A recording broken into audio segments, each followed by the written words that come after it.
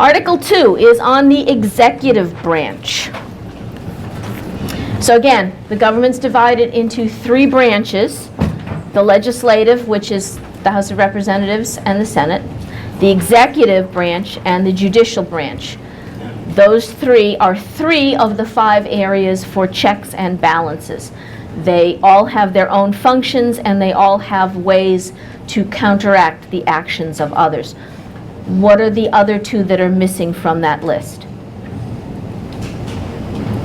Yes? Yeah, you. Judicial and executive. No, I'm sorry. I was unclear in my question. The legislative, executive, and judicial are 3 of the 5 areas of checks and balances. What are the other 2? The states and the people. States and people, yes. So what kind of a president do we have? The executive is the branch that includes the presidency. So is the president supposed to be kind of like a substitute for a king, so that we've got somebody to be loyal to? No. So then why do we bother? What would be the role of a president if we don't need him or her to be a substitute for the king? Yes? He's the one that's supposed to execute the laws. This is the executive. Execute the laws. Oh, there's a lot of laws I'd like to stand up against a wall and have shot. Yes, he is supposed to execute the laws, which is to carry them out. How many of you live in towns or small cities that have like a hired manager, a town manager? Bunch of you. Okay. The function of the president, well here. If you got a town, you elect the selectman or the alderman or there's a bunch of different names. And it's their job to kind of set the agenda for the town and decide what needs to happen, and what school needs to be rebuilt and what streets need to be repaved, and they kind of figure out what needs to be done in the town. And then they turn it all over, for the most part, to a hired town manager in all but the tiniest of towns. And the town manager's job is to take that list of things to do and make sure, the highway department gets their list of the roads that need to be repaved, and make sure that they've got the name and phone number of the guy who supplies the asphalt, and he makes sure that the landscape people know that this meadow is out of control and needs to be mowed before the kids can have their soccer games. And he just makes sure that the agenda is put in place and that the stuff gets done. That's his job. That's what the president is supposed to be at the federal level. Congress, that represents the interests of the people and the states, the House and the Senate, the people and the states, passes laws that then go to the president. He's supposed to either sign them or veto them, and one of his jobs is to look over those laws and say, wait a minute, guys, you didn't actually have jurisdiction to do this. I'm not signing it. Or this bill isn't going to do what you want it to do, so I'm not going to sign it. Or, yes, this one fixes a problem that we've had and it seems to do a good job. I'm going to sign it and now I'm going to implement it. So part of the job of the president is to be a check on the actions of Congress and take a look at the bills that come to him to see if they comply with the Constitution. And then he's supposed to execute, put into action, the laws of the land. And another part of his job is to refuse to put into action laws that maybe were passed by other Congresses and signed by other presidents that he feels are unconstitutional laws. Because the president swears an oath to uphold the Constitution. So if there's a law that was passed earlier that is unconstitutional in his opinion, it is his job and his sworn duty to refuse to implement that law. So let's look a little bit, because there's all kinds of interesting stuff here in Article 2. The executive power shall be vested in a President of the United States. He shall hold his office during the term of 4 years, and together with the Vice President chosen for the same term be elected as follows. And then it goes into a big long discussion about the Electoral College. Oh God, help us please, the Electoral College. Just shoot me now. No. People think, oh, the Electoral College, we got to get rid of that. It's so antiquated. It doesn't make sense. They argued about this a long time because they were trying to find a way to do it right. And when you understand the Electoral College, they actually did a pretty amazing job of doing it right. So who elects the president? Wrong. The states elect the president. The states elect the president. They do that through the Electoral College as guided and advised by their people. We do not have a national election for president. We have 50 state elections for electors who will then gather and choose the president. Now, the way the states have it rigged currently, many of the states have it as an all or nothing, and whoever wins the popular vote in their state, they get all the Electoral College votes. There are still a few states that do it by percentage, right? So if they've got 10 electors and 60% of the vote goes for candidate A and 40% goes for candidate B, then 6 of the electors will go for candidate A and 4 will vote for candidate B. But that's at the state level, and the states do differ in how they choose their electors. Well, isn't that just a complicated way of saying, you know, whoever wins the national election wins the presidency? No, it really isn't. It really isn't. There are some differences, and there have been plenty of cases where the winner of the popular vote did not become president because of the Electoral College. So, why do it this way? Because the president, who's going to implement the laws for the entire country, has to have a backing by the entire country. If we had only a national election, you know, whoever gets the most vote gets it, would anyone ever bother to come and campaign in New Hampshire, or Rhode Island, or Wyoming, or Idaho, or Kansas? They wouldn't bother. They'd go to the high population centers. They'd go to New York City, they'd go to LA, they'd go to Chicago, they'd go to Miami, they'd go to San Francisco. A few other, you know, list them by order of population. That's where they go and no place else. Everybody else, we don't care. We don't care. We just need the votes for the big cities. The Electoral College cuts that process off at the knees. No one can win the office of President of the United States merely by getting the big population centers to vote for them. So the next time somebody says something about, that's a stupid idea, we should get rid of it because it doesn't do anything, now you can say, no, it really does something very important. It makes sure that whoever wants to be president has to campaign in the little states, the low population areas. So there's a big thing about how the electors are chosen and when they're going to meet, and some of those have been changed by, some of the original wording has been changed by amendments to tweak things around a little bit. But the main idea is that it's not the people who elect the president, it's the states as guided and advised by their population.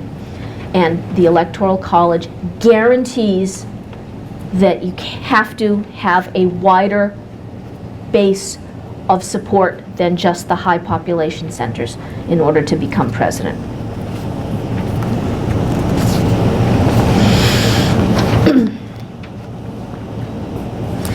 Now, Congress does get to determine the time of choosing the electors and the day that they all get together to vote. That used to be much later in the year than it is now, simply because it doesn't take 3 months to travel to Washington by foot or on horseback in the winter. Right? No person except a natural-born citizen or a citizen of the United States at the time of the adoption of this Constitution shall be eligible to the office of President. Neither shall any person be eligible to that office who shall not have attained to the age of 35 years and been 14 years a resident within the United States. This one's caused all kinds of problems and controversies and the like now. First of all, see again an even higher age limit. It was 25 for representative, 30 for senator, 35 for president. Again, they're looking for somebody who's had even more life experience, which you hope translates into even more wisdom and a longer view of the world. Does it work? Maybe. Natural-born citizen. So what's a natural-born citizen? Someone who was born in the United States. Someone who's born in the United States. That's what folks tend to believe. But that's not true. Because a Supreme Court, High Court decision, excuse me, in the early 1960s by Justice Brennan, led by Justice Brennan, then said that if you're born in this country, you're a citizen, and that's the anchor baby issue. That people, there's a whole industry, there's an entire industry of places that will help women come here when they're like 8.5 months pregnant so that they can have their baby here, so their baby's a citizen, and they can then go back home and live off of EBT cards provided by us. Oh yeah, an entire industry. That was a completely unconstitutional decision, but we won't get into specifics of that. Yep. You are in trouble. Just come sit over here. Natural-born citizen is a specific term, and there was a guy named Vattel who wrote, he's a Frenchman, who wrote extensively on this topic in the decades before the Constitution was written. And the framers of the Constitution knew Vattel's work. There's indications of discussions of his work when they were writing in Madison's notes on the writing of the Constitution. So they were using Vattel's definition. So what did Vattel say was natural-born citizen? And again, we go back to old common law ideas. The common law being sort of the law of nature, and nature's God, the unspoken, like, you know, all rights come from property, starting with your body. It underlies everything else. Your citizenship follows along with your parentage, the citizenship of your parents. So a natural-born citizen is either someone born in this country of American parents, born anywhere in the world to American parents, right? So if your dad's an ambassador or your mom's an ambassador and you happen to be born while they're being ambassadors to Macedonia, right? They're ambassadors to Macedonia, and you're born in Macedonia while your parents are stationed there. Are you a Macedonian? No. And Macedonia certainly won't accept you as a citizen. You're an American. You're born to American parents. Your citizenship comes from your parents' citizenship. At the time of Vattel, it followed your father's citizenship specifically. So we have now a gray area of it's never really been settled if your citizenship follows with either parent or if it has to be both parents. There are some people who who are born with dual citizenship, we do recognize that with a few countries, Switzerland, United Kingdom, Israel, Canada. So if, for example, you have a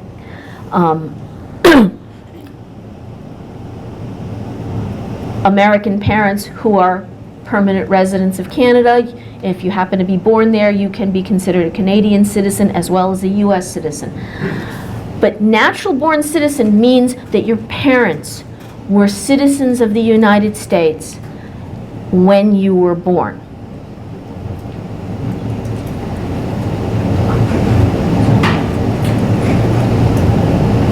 And it probably means both. Again, this has not been settled. In the days of Vattel, it was father. Father was the head of the family, and so it was his citizenship that counted. So a lot of the people that are really popular right now as presidential candidates in the Republican Party, their eligibility is very questionable. And of course, the Democrat Party that pushed so hard that it didn't matter and it wasn't an issue in the last couple of sets of elections will now try to make it an issue again. But natural-born citizen. Now, why did they have this whole thing about natural-born citizen?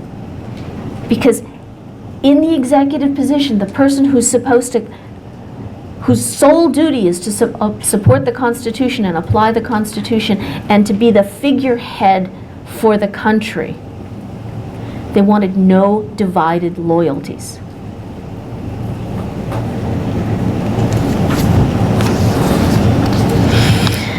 All right. So we could do a couple of hours just on natural-born citizen, but I left Vattel's essay at home just so I wouldn't get sidetracked completely on that. The president shall at stated times receive for his services a compensation. Okay, he guess he's going to get paid. Fair enough. Before he enters on the execution of his office, he shall take the following oath or affirmation. I do solemnly swear that I will faithfully execute the office of the President of the United States and will, to the best of my ability, preserve, protect, and defend the Constitution of the United States. That's really interesting oath that he has to take. He doesn't say, I'm going to protect the American people, which one of the Mr. Bushes said, my job is to defend the American people. It's like, no, that's really not your job. Did you have a question, or you were just stretching? Okay. It's not his job to enforce laws. It's not his job to do all sorts of things. It's his job to preserve, keep inviolate and undegraded, protect, and defend the Constitution of the United States. So if any president does not preserve, protect, and defend the Constitution of the United States, what is he guilty of? Yes? Treason is defined in Article 3. We'll get there. He's not guilty of treason. He's certainly guilty of dereliction of duty. Yes? Perjury, yep. You had some? What? He hasn't done his job. So if you hire someone to do a job for you and they don't do the job, what do you do with them? Fire them. What is the procedure under Article 1 to get rid of an official who is not doing their job? Yes? Impeachment. Where the charges are brought by the House, and then the trial is held by the Senate. Impeachment is a remedy not used nearly often enough. All right, the President, Section 2 now. And this is all in your Constitution, so you can certainly follow along. The President shall be Commander-in-Chief of the Army and Navy of the United States and of the militia when called into actual service of the United States. He may require the opinion in writing of the principal officer of each of the executive departments on any subject relating to the duties of their respective offices. And he shall have power to grant reprieves and pardons for offenses against the United States, except in cases of impeachment. So, the military is under civilian control. The military being the Navy, which has no time limit on its appropriations, and the Army, where appropriations are supposed to be renewed every 2 years because they did not want a powerful standing army that could be a threat to the population. He can also be the chief of the militia when they are called into service. And who is the militia? The entirety of the population. Every single one of us. And he gets to grant reprieves and pardons. One of the last things most presidents do as they are about to leave office is issue a whole string of pardons for people that it would have been politically unpopular for them to have done so while they were in office, which I think is a little bit sleazy, but that's what they do. The one we mainly hear about is every Thanksgiving when they pardon the turkey. He shall have power by and with the advice and consent of the Senate to make treaties. Why the Senate? What's the role of the Senate here? Represent the interests of the states. We are a confederation of dual sovereignty. The president does not have carte blanche to do whatever he wants. The states have to agree. With treaties, it's 2/3. And remember, the states are forbidden from making, they agree that they will not make any treaties with other countries of their own. So he shall have power with the advice and consent of the Senate to make treaties provided 2/3 of the senators present concur. So this is one of the areas where the states have a say in what happens at the federal level. I will also jump forward just a tiny bit to Article 6, where it says, "This Constitution and the laws of the United States, which shall be made in pursuance thereof, and all treaties made or which shall be made under the authority of the United States, shall be the supreme law of the land." That is a limiting clause. It says specifically that the laws and the treaties that are made in accordance with the Constitution are the supreme law of the land. It doesn't say all laws and all treaties. It doesn't say whatever happens to squeak by Congress and then get signed illicitly. So one of the things you'll hear about is people, yammering about, oh, the UN Small Arms Treaty, they're going to try and take our guns away. If we knew the Constitution, we would laugh at it. Very specifically in the Second Amendment, they tell us the federal government has absolutely no say over the private ownership of firearms. Absolutely no say whatsoever. So they can sign the Small Arms Treaty until their robo-pens fall apart. If we knew the Constitution, we would say, not in pursuance with the Constitution, a usurpation of power, therefore null, void, and of no effect. You might as well use that piece of paper to start your fire. Amen. We have to know the Constitution because they run roughshod over us because we are ignorant. And that is on purpose, and it's been going on for 100 years and more. Treaties with the advice and consent of the Senate, only in areas where the federal government is given jurisdiction to act.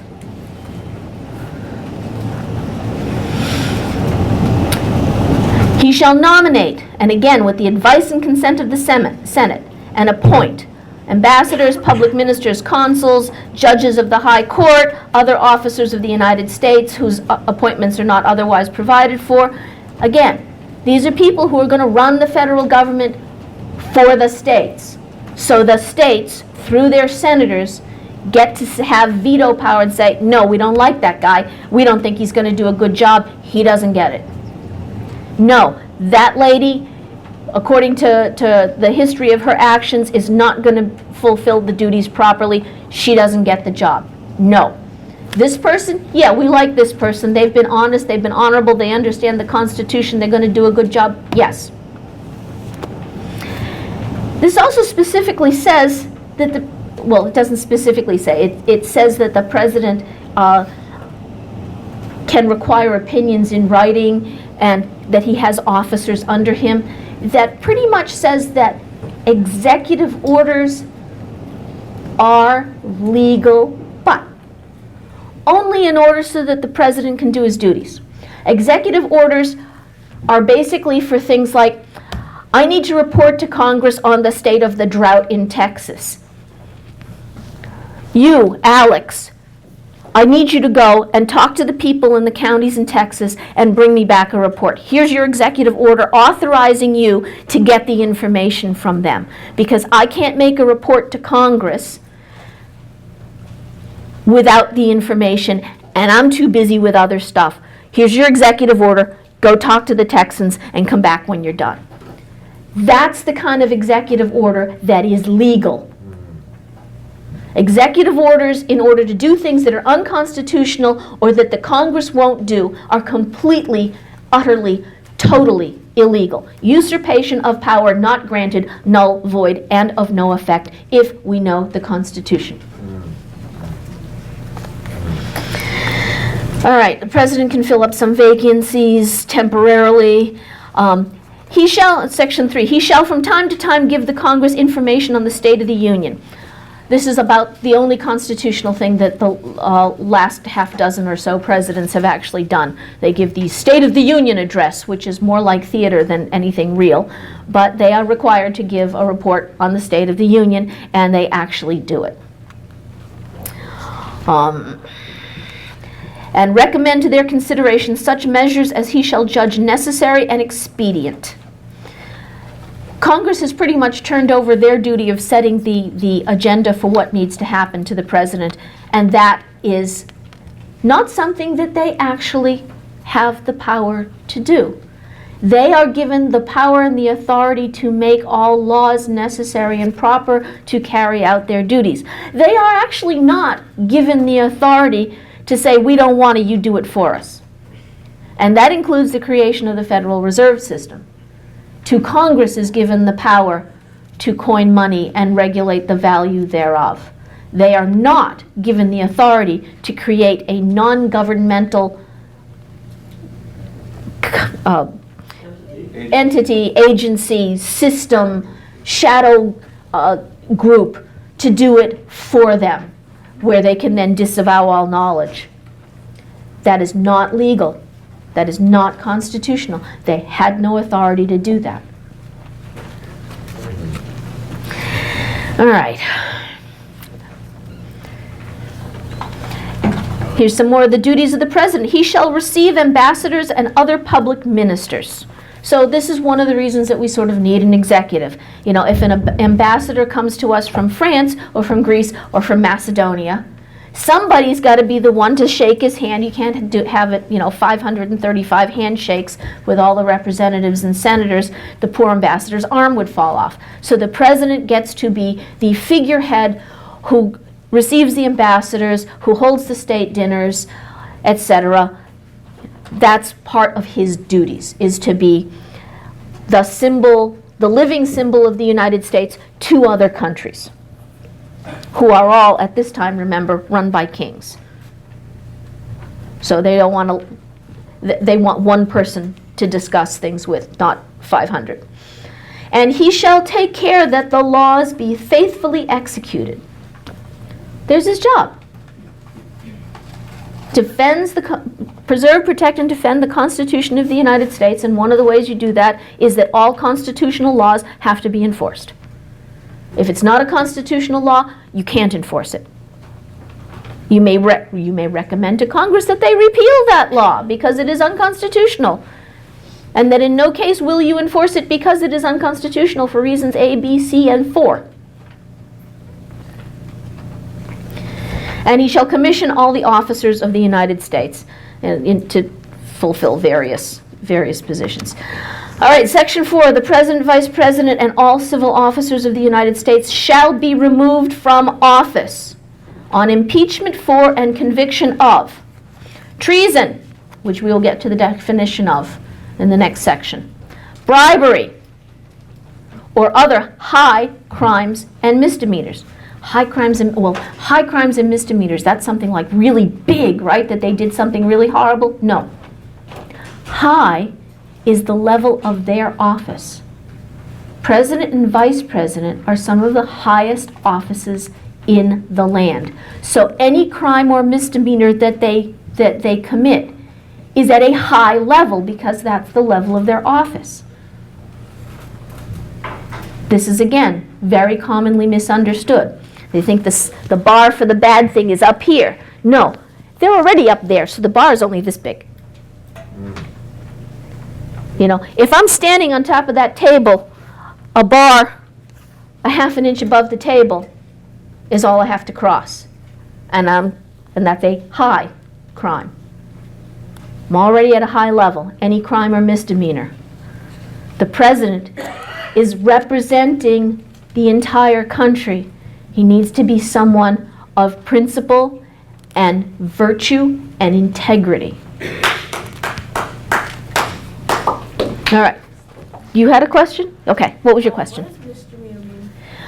It's a non-felony. Okay, small crime. Misdemeanor, somebody's a lawyer, can give me a definition of misdemeanor. Any crime where the sentence or the punishment is less than 1 year. A felony is any crime that requires a penalty of 1 year. Okay, thank you. So I didn't, that's pretty much what I thought, but I didn't want to give a specific definition when I don't have it exactly. All right, any questions on Article 2? Because then we're going to move on to Article 3, which has some really cool old phrasings in it that mean really neat things.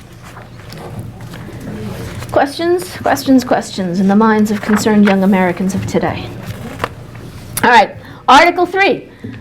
So we've talked about the legislative branch and we've talked about the executive branch, so what's left? Judicial. And judicial sounds like? Judge. So what do we think this might have something to do with? Courts. Judges and courts and legally stuff. Article 3. And you'll notice also that these are getting shorter and shorter as we go along. Because remember, it's Congress with all the vermin that's supposed to be the most important. And then we've got the executive, who's kind of the figurehead, and whose main job it is to protect the Constitution and then make sure that the laws that Congress passes that are constitutional get enforced. And then we've got the judges. So what are they going to do? There's got to be something for them to do. We can make a couple of guesses from what we know already. If we go back to Article 1, Section 8, we see that Congress has has the rules for they can set the rules for bankruptcies and punishing piracies and dealing with counterfeiters and a couple of other areas. So we know that the judicial is going to be involved in those areas. And remember, these are the very few places where the federal government court system and rules should have any impact on your daily life, right? As if you've built a better mousetrap and you need a patent on that, that's federal.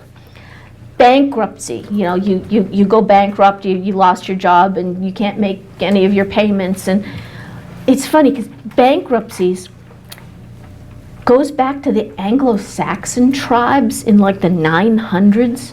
That's the foundation of our bankruptcy law. It was part of Old English common law, and you can trace it straight back to the Saxon tribes in the 900s. But that's federal. So if you apply for bankruptcy, that's under federal laws. If you counterfeit money, you're going to be up on charges at the federal level. If you're a pirate or you commit treason, that's at the federal level. Any place else that the federal court system comes into play is not supposed to be people. All right, let's go to Article 3. Judicial power, Section 1. Judicial power of the United States shall be vested in one Supreme Court and in such inferior courts as the Congress may from time to time ordain and establish. So Congress gets the power to ordain and establish the court system. So who's the court system beholden to and subject to? The court system is subject to Congress's power, right? Because we the people ordain and establish the Constitution, so it is our creation subject to us.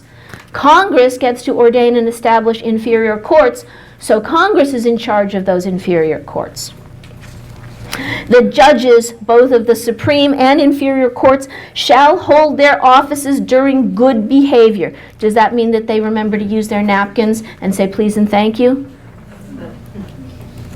No. It means that they also are obeying the Constitution and fulfilling their job to uphold the constitutional laws of the country.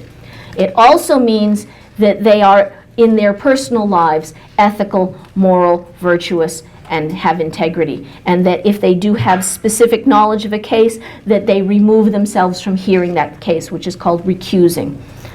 All right? Good behavior. And if they do not have that good behavior, what has to be done? Impeachment and removal from office. And they get paid. One of the things from King George, remember we talked about at the very first that there were specific items in the Declaration that are addressed in the Constitution. Here's one of them. It talks about their compensation shall not be diminished during their time in office. One of the tactics of the king was to cut your pay so that you didn't have enough money to live on unless you made rulings that he agreed with. So this is prohibited. Judicial power shall extend to all cases in law and equity that arise under this Constitution, the laws of the United States, and treaties made or which shall be made under their authority. To all cases affecting ambassadors, other public ministers and consuls, to all cases of admiralty and maritime jurisdiction, to controversies to which the United States shall be a party, to controversies between two or more states, between citizens of different states, yada, yada, yada. In all cases affecting ambassadors, other public ministers and consuls, and those in which a state shall be party, the Supreme Court shall have original jurisdiction, which means they're the first ones to hear the case. So the federal lawsuit against Arizona a few years ago for the horrific crime of enforcing federal law that the feds were not enforcing, the federal government brought suit against Arizona in a district court in Arizona. And the law schools are so bad at teaching the Constitution that the judge, the Arizona lawyers, and the federal lawyers didn't know they were in the wrong court. All Arizona would have needed was for one lawyer to stand up and say, Your Honor, we move that we dismiss this case immediately because you do not have the authority to hear it, because in all cases in which a state shall be party, the Supreme Court shall have original jurisdiction. You have no authority to hear this case. You must dismiss. Not one of them knew that fact. Isn't that pathetic? Yes. Yeah. So what's original jurisdiction? It means they have the trial. What's appellate jurisdiction? They hear the appeals. Most of what you see the Supreme Court doing is appellate. They're hearing appeal, the umpty-zillionth appeal. All right. In all other cases before mentioned, the Supreme Court shall have appellate appeals jurisdiction, both as to law and fact. So they get to judge on things besides just the law at stake. They also look at the facts surrounding the case, with such exceptions under such regulations as Commerce may take. All right. A trial of all crimes except in cases of impeachment shall be by jury. And we're going to skip ahead now to Section 3. And again, any questions that you've got, I'm going to be here till just after lunch on Thursday, so come up after. Treason, Section 3. Treason against the United States shall consist only in levying war against them, the United States, and note the plural, the states, right? So even if you just make war against South Carolina, that's treason. Or in adhering to their enemies, adhering, sticking with, right? Like tape, adhering, sticking up with the enemies, giving them aid and comfort. So if somebody gives arms to those who are our sworn enemies, is that treason? Yeah. What if they don't use those particular bits of arms to attack us? Still treason, because they are giving aid and comfort to our enemies and adhering to them. It applies to ambassadors, Benghazi. It applies to presidents. It applies to Congress, and it applies to individuals. No person shall be convicted of treason unless on the testimony of 2 witnesses. That's straight out of the Bible. 2 witnesses are required. So you can't be accused by one person. 2 witnesses. To the same act or on confession in open court, not the back room where they stick needles under your fingernails until you confess. That was a common tactic in all dictatorships. They take you in a back room somewhere and beat you until you confess just to make them stop beating you. Open court so people can see that you are not, being forced to confess. The Congress shall have power to declare the punishment of treason, but no attainder of treason shall work corruption of blood or forfeiture, except during the life of the person attainted. What on earth? And this is some of the neatest words in the Constitution, because it comes straight from King George. It's old tactics, and it's still applicable. Attainder. Think of the word tainted, right? You're going to eat tainted meat? No. To put someone under attainder is to taint them. It takes away all their civil rights and all their property and makes them like a modern day leper. You can't touch them, you can't help them, you can't give them a job, you can't do anything for them. If the king put you under attainder because you had gotten a little too uppity and you were not behaving and you would not know your place, and the king put you under attainder, your only bet was to cash out as much as you could, as quickly as you could, and get out of Dodge before they caught up with you, because nobody could help you. And anybody who did help you could be attainted by you. Remember, taint, when something is tainted, it contaminates everything it touches. So someone who was under attainder had to leave the country as fast as they could anonymously, so that they wouldn't spread the taint to everyone they touched. And it also, under the British law, they forfeited everything, all their properties, all their money, all their titles, all their everything. And there was no inheritance either. It wasn't that you could pass it to your children. It left your family in absolute destitution. And you couldn't do anything to help them because you had to get the heck out as fast as you could and just hope that somebody would let your family live in the chicken coop. It was a horrible punishment. And that's what it means. Attainder, to be attainted, takes away all your civil rights and your property, and if it works corruption of blood, that tainting follows through to your family. And they're all left destitute with no possibility of ever having a decent life. It was a vicious, vicious punishment. The Constitution prohibits attainder of treason and corruption of blood. Now, forfeiture during the life of the person attainted, okay, we're going to prevent you from using your properties. This is one of the punishments of treason, is we're taking all your properties away, but after you're gone, your kids can have them. But not till after you're gone, because if we give them to your kids now, then maybe they'll let you stay there, and that's not allowed. This is all this cool old stuff that gets pulled into the Constitution and is in there for really specific reasons, but if you're just reading it, tainted of treason, corruption of blood, God, that's weird. Whatever. You look at it. There's actually some really, really interesting stuff. Now, the last thing that I'm going to do is talk about the difference between precedent versus original intent. We hear about all the Supreme Court decisions, the High Court decisions, but they are basing them all on case law and precedent, which is what they've been doing for the last 100 years. And it's got to stop. It's one of the reasons that, one of the things that's going to have to change when we get back to a constitutional republic like we're supposed to be. The Constitution has to be understood as it was written, including the meanings of words as they were then, because the meanings of words change over time.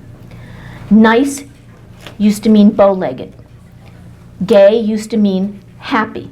So a couple hundred years ago, if you talked about a nice gay man, you were talking about a cheerful man who was bow-legged. Right? Not a personable homosexual. Right? So the meanings of words change, and if you run into something that was written in the 1600s that refers to a nice gay man, you have to know what the words meant at that time, or the sentence makes no sense. Same thing with the Constitution. What did the words mean at the time? To regulate meant to make regular. It didn't mean to micromanage. Right? To sanction was to approve, not to disapprove. The meanings of words change. There are dictionaries from 1828 and from 1793 available online. You can look this stuff up. It's not rocket science. But the problem is, if the Constitution's meaning is here, and you make your decisions based on the original intent and meaning, your decisions are going to stay in step with the Constitution's meaning. But if you base it on case law and precedent, okay, your first decision's here and the second decision is awful darn close but isn't exactly perfect, and the third decision and the fourth and the fifth and the sixth, and you get 100 years down the road and your decisions are up here. Precedent, establishing rules based on legal precedent is stupid, and it has to stop.